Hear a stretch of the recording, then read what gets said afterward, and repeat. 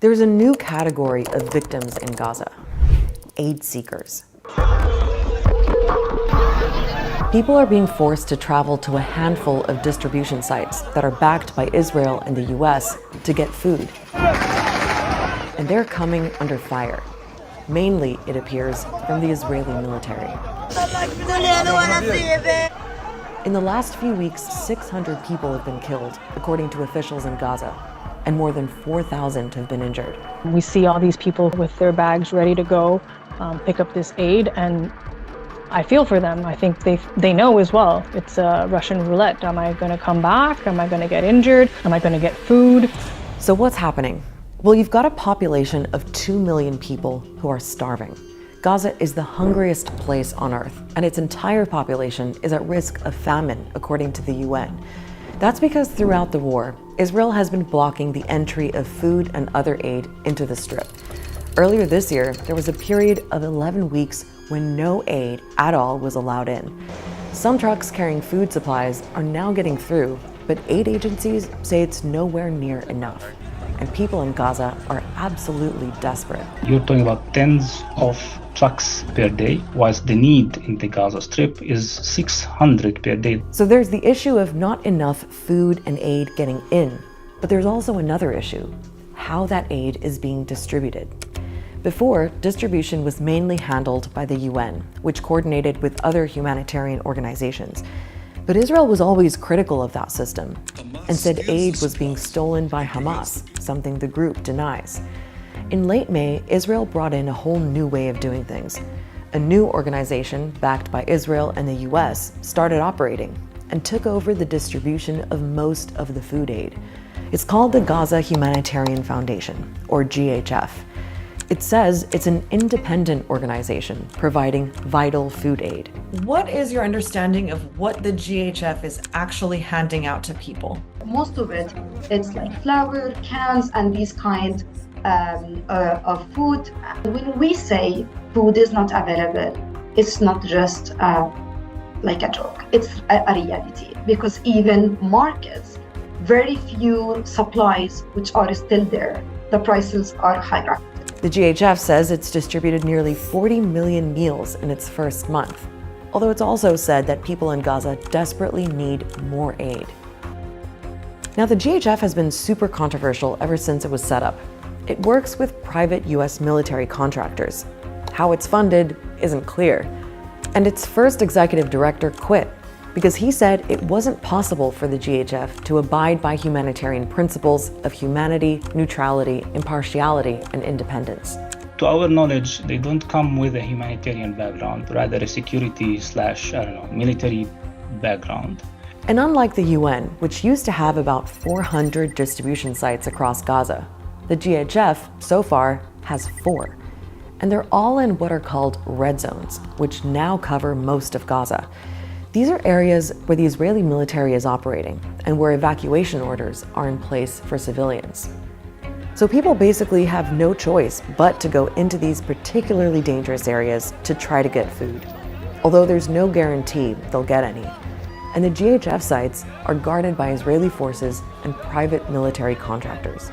The reports have it that almost every single time there is an aid distribution, people are being killed. There are plenty of testimonies now from people who've been to these sites about what happens there, and they all describe similar scenes. I've been in contact with a reporter in Gaza who told me this. People begin gathering around the distribution points from the evening hours, tens of thousands of them. At around 4 a.m., the distribution point signals with a green light via quadcopters, i.e. drones, telling people you have only 5 minutes. Immediately, the crowds surge forward in a desperate rush. Then, after 5 minutes, the quadcopters switch off the green light and gunfire and shelling begin instantly. People start running and fleeing with whatever they can manage to grab. It's like hell. I spoke to several people who were there. Some were injured, others were killed. The scene is one of random, indiscriminate gunfire from every direction. The injuries we see are a lot of gunshot wounds, which they're quite traumatic. Today we saw one directly in the chest, so they arrived dead on arrival. A few times they've been shot to the head as well. Yesterday, we saw one that had a shot in the throat, another one was shot in the eye. We actually have to plan for our teams to increase the number of staff we have if we know the distribution site is open. Because we know that when the distribution site is open, there's going to be a lot of wounded and injured people coming. Now, the head of the GHF has said that their system is working and that there are Gazans who express their thanks every day. The Israeli military has issued several statements in response to specific incidents. For example, in one case, it said troops identified several suspects moving toward them and carried out warning fire.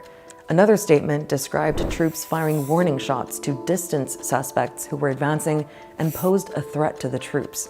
And in many cases, the Israeli military has said it's looking into what happened.